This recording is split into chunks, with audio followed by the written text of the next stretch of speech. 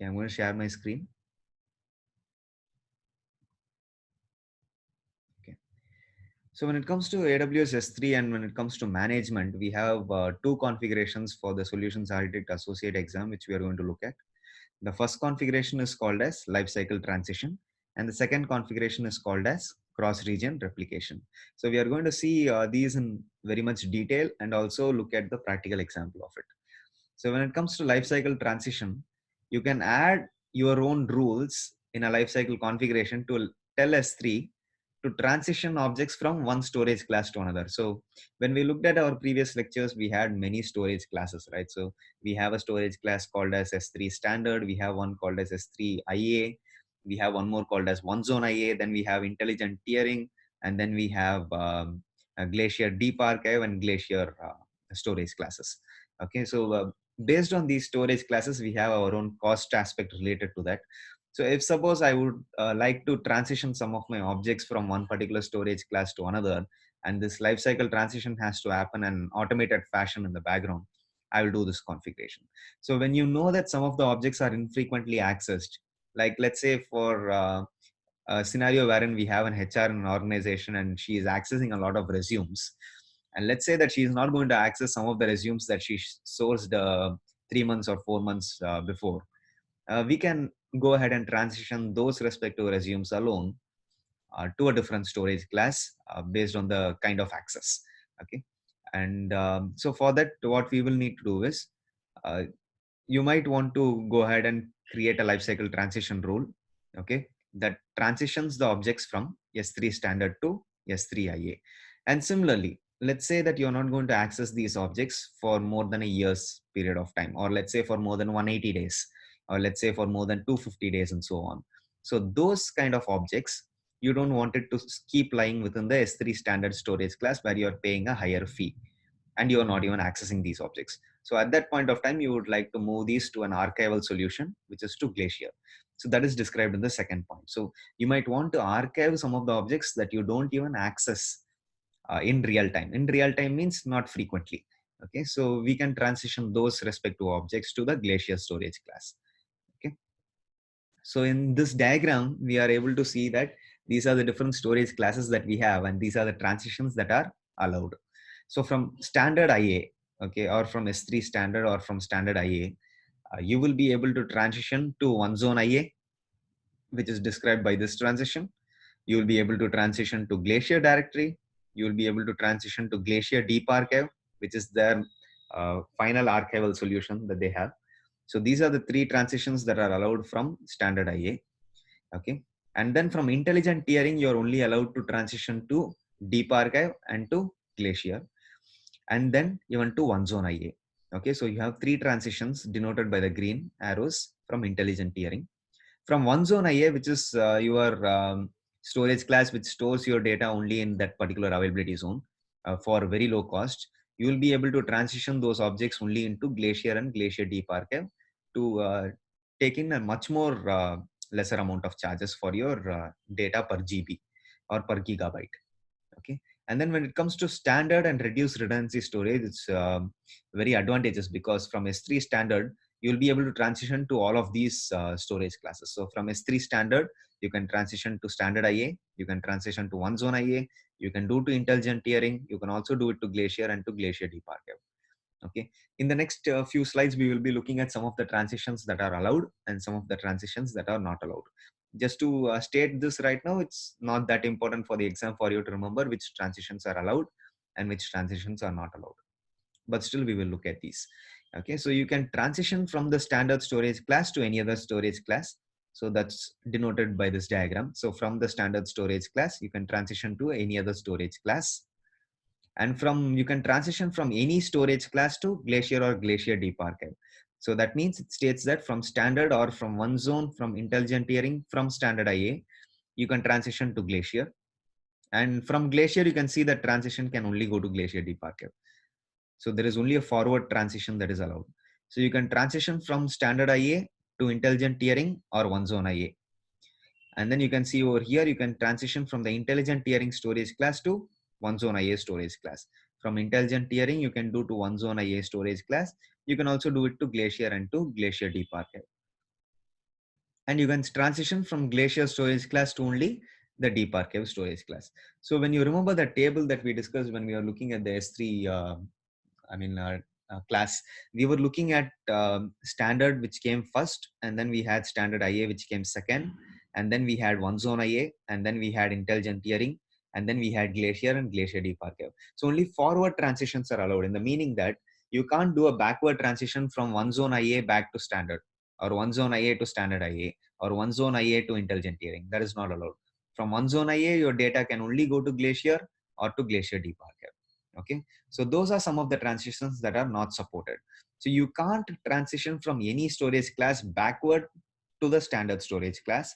You can't transition from any storage class to the reduced redundancy storage class. You can't transition from intelligent tiering storage class to standard IA. So he means that you can't do it from intelligent tiering to standard IA. So backward compatibility is not possible. Only forward transitions are possible. So only from standard IA to intelligent tiering. And you can't transition from one zone IA storage class to standard IA or to intelligent tiering, because from one zone IA, it can only go to Glacier or Glacier Deep Archive, mentioned by the red arrows. And you can't transition from Deep Archive to any other storage class. So when you do it to Deep Archive, you have to directly access those objects. You can't transition it back to any other object or any other storage class. So when it comes to the expiration, so we spoke about how do we transition our objects and all that. So every 30 days or every 90 days or every 180 days and so on, that we would transition our objects from one respective storage class to another. But when it comes to expiration, because I don't want to pay for a particular object when it's not even being accessed and not even being used, right? So those respective objects I would like to expire, or I would like to delete those objects at a later point of time. So these 2 points describe that. So when an object reaches the end of its lifetime, S3 queues it for removal and removes it asynchronously. So there may be a delay between the expiration date and the date at which S3 removes the object. Because every transaction in S3 is asynchronous transaction. So you will have to wait for a second or two for them to go ahead and remove all of your objects from that respective storage class, or from all the data centers that they have replicated that particular object onto. Because we saw that for S3 standard, for all the other storage classes except for one zone IA, your data is stored at minimum of 3 availability zones within that region. So you're not charged for the storage time associated with an object that has expired. And then over here, you can see that there is a catch to lifecycle transition. It states that if you create a lifecycle expiration rule that causes objects that have been in intelligent tiering, standard IA, or one zone IA for less than 30 days to expire, you are for sure charged for 30 days. So if you configure an expiration for 15 days or 16 days, that means you will for sure be charged for the upper limit, which is 30 days. And even if you do a life cycle expiration rule that causes objects that have been in Glacier to be expired less than 90 days, because in Glacier only after 90 days it will be expired. But if you do a configuration that is to expire that object from Glacier within that 90 days of time, you are still charged for 90 days.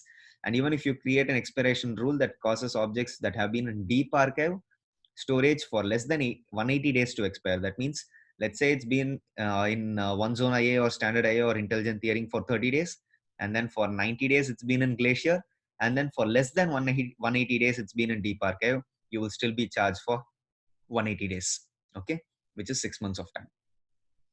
Okay, this is just a catch when you're using lifecycle transpiration and you're doing that expiration rule over here.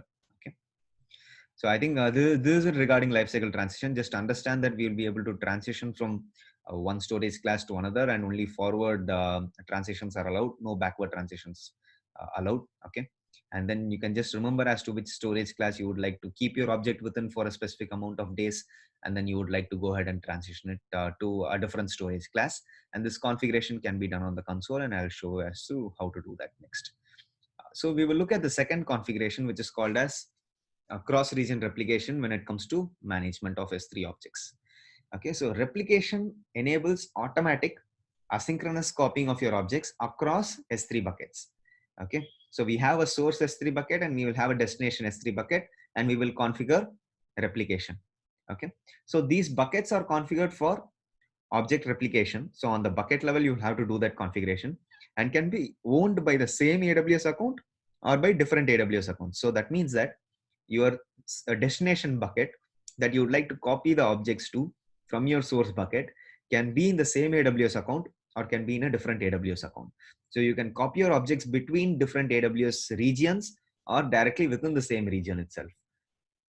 Okay, so it can be from one AWS account to another AWS account, and at the region level, it can be between different AWS regions or within the same region. So to enable object replication, you use a bucket level configuration. So the management configuration should be done on the bucket level. So you add the replication configuration to your source bucket. The minimum configuration must provide the following: the destination bucket where you want to replicate your objects, and an IAM rule to do that on your behalf. Because generally when we spoke about roles in IAM, we specify that if one service wants to talk to another service and do those actions on your behalf, we would need an IAM role. So similarly over here, you want AWS to go ahead and copy the contents of your bucket from your source bucket to a destination bucket that you own or someone else's own, but then you want to do the replication and you want AWS to do it on your behalf, right? So that means if you want any action that AWS has to do on your behalf, like copying the objects from one S3 bucket to another S3 bucket, an IAM role will be configured. Okay. So there are two types of cross-region replication. One that can happen from one AWS bucket to another AWS S3 bucket, which are in the different region. So I can have one AWS S3 bucket within the Northern Virginia region, and I can have one in Sydney, and I can do a cross-region replication configuration. So the second one is called a same region replication, which means both the S3 buckets are within the same AWS region. So within the same Northern Virginia region, but most of the time, I will have it across regions, because even if one region goes down at one point of time, I'll be able to still serve my end users from another AWS S3 bucket that I have placed in a different region. That's the main reason why I do cross-region replication. That is for disaster recovery purposes. So what is replication? And then we will see what is cross-region replication. And then we will now see as to when do you have to use replication and when do you have to use cross-region replication. So when do you want to use replication is if you want to replicate objects into a different storage class. Just now we saw that we were looking at lifecycle transition. We were looking at transitioning objects from one storage class to another and so on. But over here, what they mentioned using cross-region replication is, if suppose you would like to go ahead and replicate your objects from one S3 bucket to another S3 bucket, you will be using only one S3 bucket at all points of time as your source bucket. And your destination bucket, you may not be accessing those objects in the same frequent manner that you access your source bucket S3 objects. So at that point of time, what you will be doing is you will be keeping your destination S3 bucket objects in a different storage class than the source S3 bucket objects, because you want to pay much lesser, right, for the objects that you have in your destination S3 bucket. So you can use replication to directly put your objects into Glacier or Deep Archive or any other storage class in the destination bucket. You can also replicate your data to the same storage class and use lifecycle policies on the destination bucket to move your objects into a colder storage as it ages. So cross-region replication and lifecycle transition go hand in hand with each other.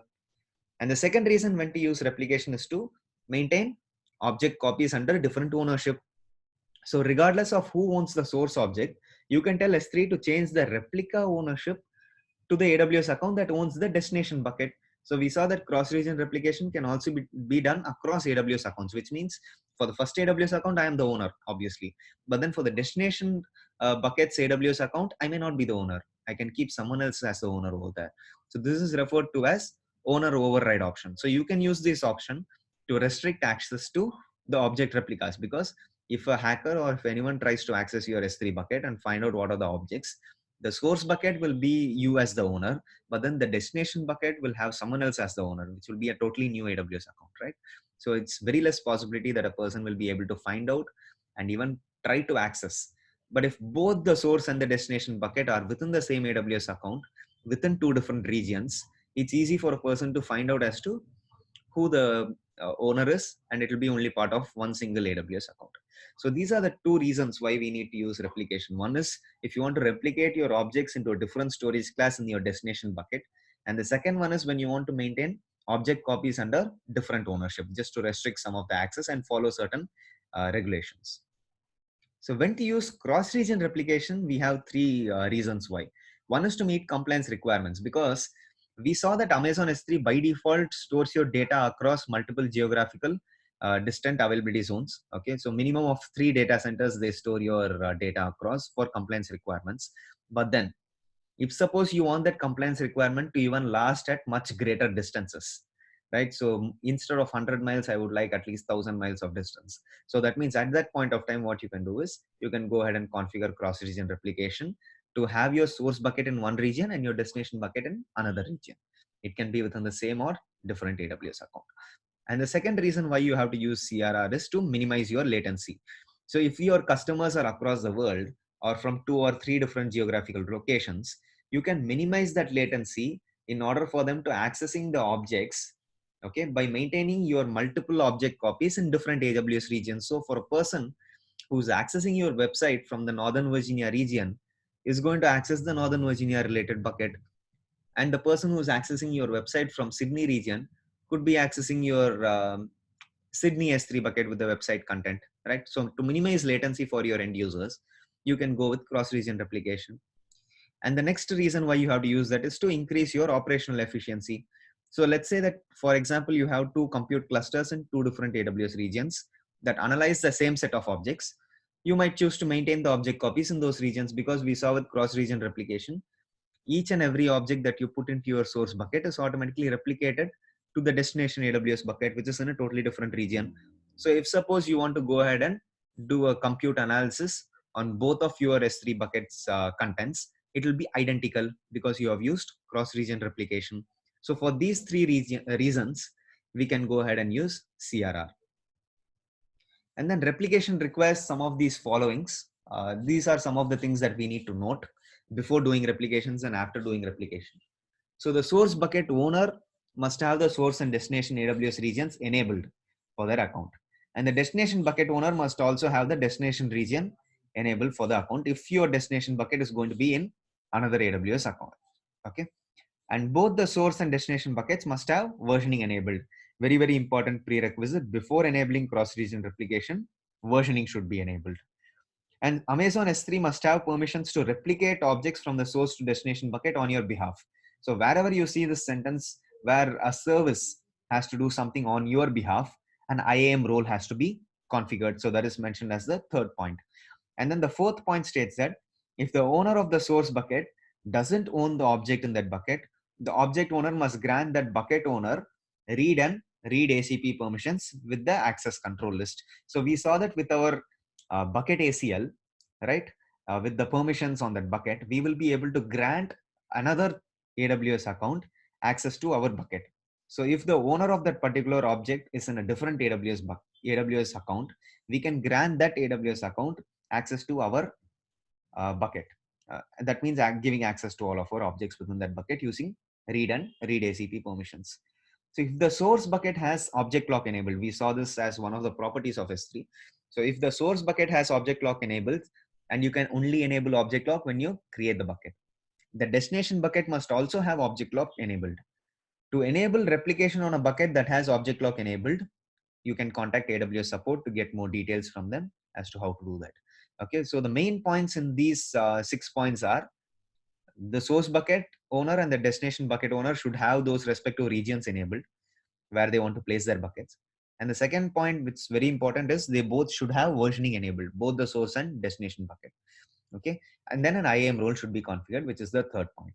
The rest of the 3 points, you may not come into that particular scenario while working in a company, but then the first 3 points are very important.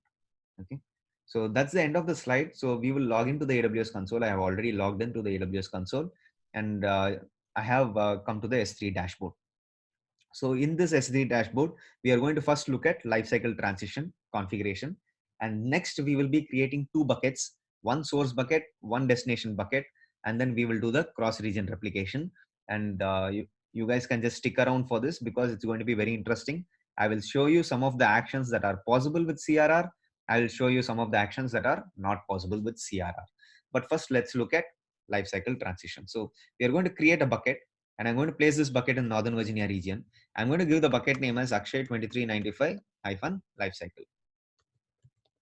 Okay, I'm going to click on next. I'm going to click on next. I'm going to disable this setting.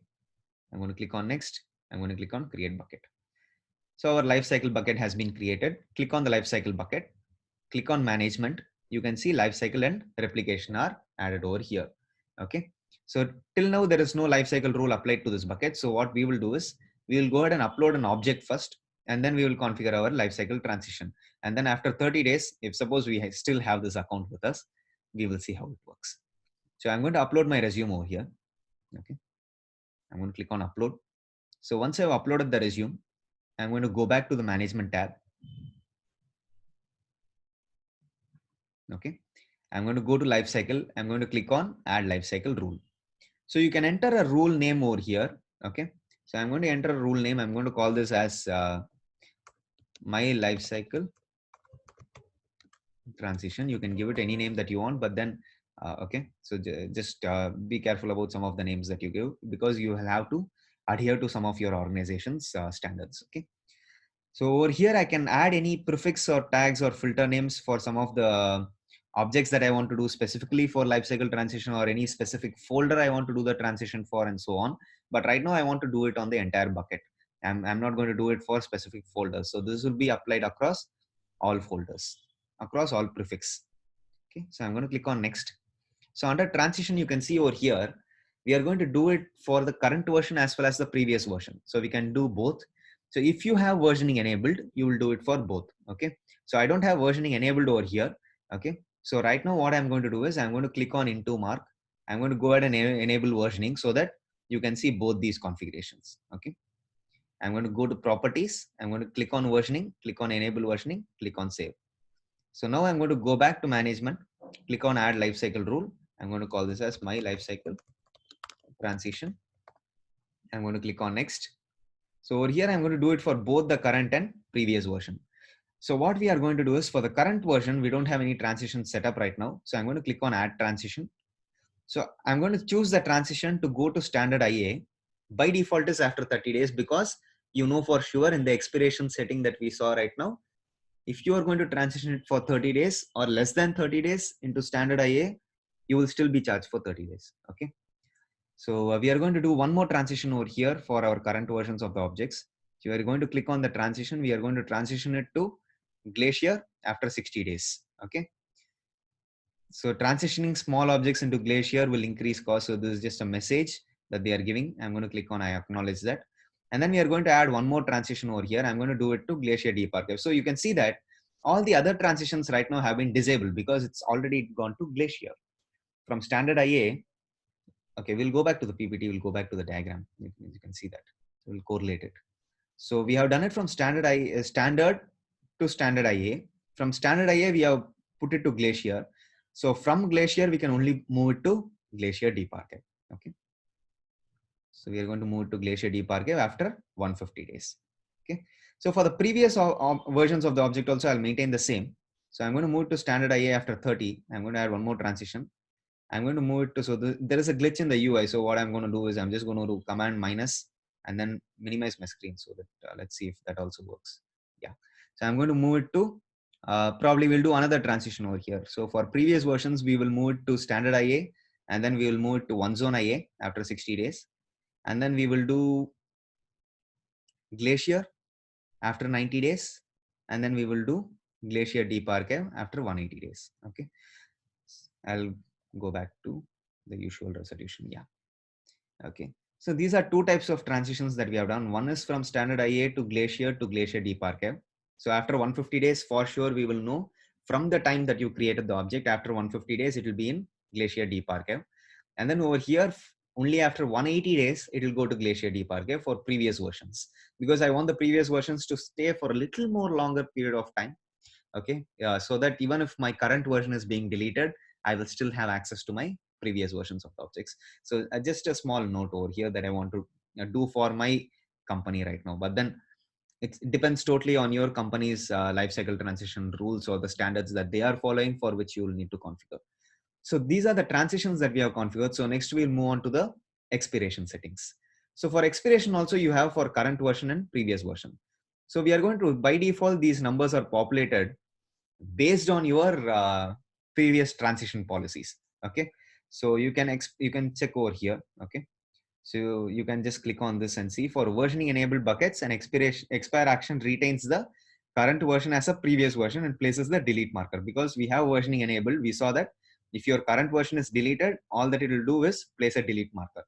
So if you want to permanently delete previous versions, combine the expiration action with the delete version, delete for previous version action. So he says that combine this particular setting with this particular setting if you have versioning enabled, because when you delete an object which has a current version, it will only place a delete marker, right?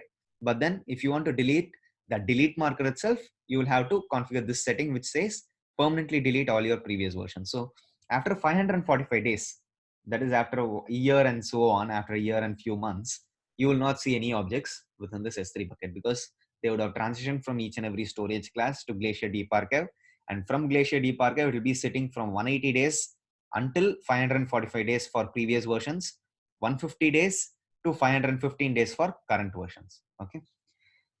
So you can go ahead and clean up incomplete multi-part uploads. So if you are uploading big files to S3, it will be uploaded as paths. So you can go on to clean up some of these incomplete multi-part uploads also after 7 days from start of your upload. So this setting is only if you want to upload big objects. Okay. So we are going to enable this setting. So this is regarding expiration. Okay. We are going to leave the defaults itself, but then your organization may need some other defaults, like after 360 days over here, and then after 400 days over here. Okay. So you can just go ahead and click on next, click on review these settings. So you can see over here, you have given the lifecycle transition the name, and then you can specify whether you want it for a specific prefix or for the whole bucket. We have done it for the entire bucket. And then you can see over here, we have done our transitions for the current versions of the objects and our transitions for the previous versions of the objects. And then our expiration settings have been mentioned over here. When you click on save, automatically your settings are saved. So you have a rule that will be displayed over here for lifecycle transition. Okay. So this is how you do lifecycle transition configuration on the entire bucket. Okay.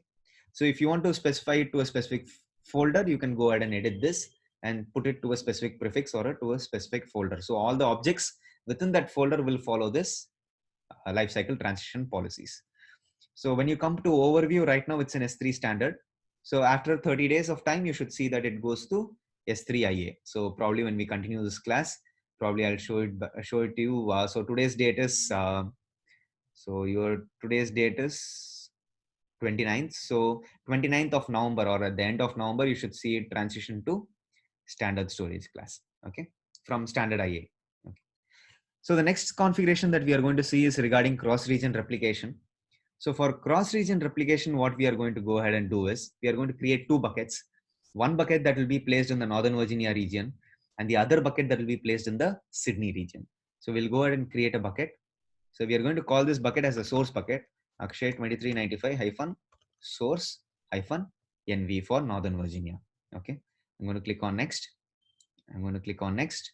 I'm going to disable block all public access. Click on next, and then click on create bucket. So we have our source NV bucket. So similarly, I'm going to create another bucket called as the destination bucket. Actually 2395 destination for Sydney. So I'm going to go ahead and choose Asia Pacific Sydney. So you can see that these two buckets are in two corners of the world. Okay. I'm going to click on next. I'm going to click on next, disable this block all public access, click on next, click on create bucket. Okay. So we have both of our source and destination buckets over here. So destination SID bucket is in Sydney and the source bucket is in Northern Virginia. So we are going to go to the source bucket. And first what we are going to do is we are going to upload an object. So listen very carefully when it comes to this. I'm going to add a file. Okay. I'm going to go ahead and upload an object. So I'm going to upload an image. Click on upload. So right now we still haven't enabled cross-region replication, but then after we enable it, we will see some of the properties of cross-region replication. So right now we have uploaded this object, and now we are going to go to management, and we are going to go to replication, and then we are going to click on add rule. So we have one object in the source bucket. So after enabling cross-region replication, we can see whether that object that we added to the source bucket is replicated or not. Okay. So we'll click on add rule. So it immediately states that this bucket doesn't have versioning enabled. So that is a prerequisite. So I'm going to enable versioning on this bucket. And you can see that we can do the cross-region replication for a specific prefix, like how we saw it in lifecycle transition, or we can do it for the entire source bucket. So I'm going to do it for the entire source bucket. Okay. I'm not going to do it for a specific prefix or tag. And then you can see over here, you can also encrypt your objects using KMS while doing the replication. Okay. So all your objects will be replicated and encrypted also at the same time, even in your destination bucket. Okay. So we are not going to do replication with encryption over here. We are just going to leave the same default configuration. I'm going to click on next. So the destination S3 bucket you can choose over here. So immediately when you choose your destination S3 bucket, I'm going to choose the destination SID bucket that I placed in the Sydney region. Immediately it should state the bucket does not have versioning enabled. So another prerequisite. So like I mentioned, both the source and destination bucket should have versioning enabled. So I'm going to enable versioning on the destination bucket from this same UI itself. And then you can see over here, you can change the object ownership to a different bucket owner, or you can also go ahead and do this configuration where you want to change the storage class for the replicated objects. So I'm going to change the storage class for the replicated objects in the destination Sydney bucket from over here. It's standard. Over there, I want it to be standard IA. Okay. So I'm going to click on next. I'm not going to change the bucket ownership to some other AWS account, but then you can also do that over here. You can specify the account ID. Okay. I'm not going to do that. And then click on next. So this is going to be our rule option. So I can choose to create a new role. Okay. Or if I have the role already created, I can go ahead and use the same role. But right now I don't have any IAM roles created for me to go ahead and do the replication for AWS S3 to do the replication on my behalf. Okay. And I'm going to go ahead and give the rule a name. So the name I'm going to give is my CRR configuration. But again, according to your organization standards and policies, give it an appropriate name. Okay. So I'm going to keep the status as enabled right now. I'm going to go to review settings. So you can see if the source bucket, we are going to do it to the entire bucket. And even we are going to do the replication to a destination bucket that is in the Sydney region. Okay. And the storage class is going to be standard over here. It's going to be standard IA over here.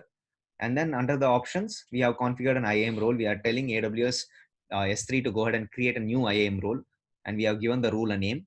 Okay. And we have given the status as enabled. So this is across regions. We can also do it to the same region replication. That configuration is also possible. I'm going to click on save. So once I click on save, automatically an IAM role is created for you in the background. So that role is denoted as S3CRR underscore role underscore for underscore source bucket name underscore to underscore destination bucket name. And since there is a minimum character length, you don't see the destination bucket with SYD over here as the ending. Okay, so cool.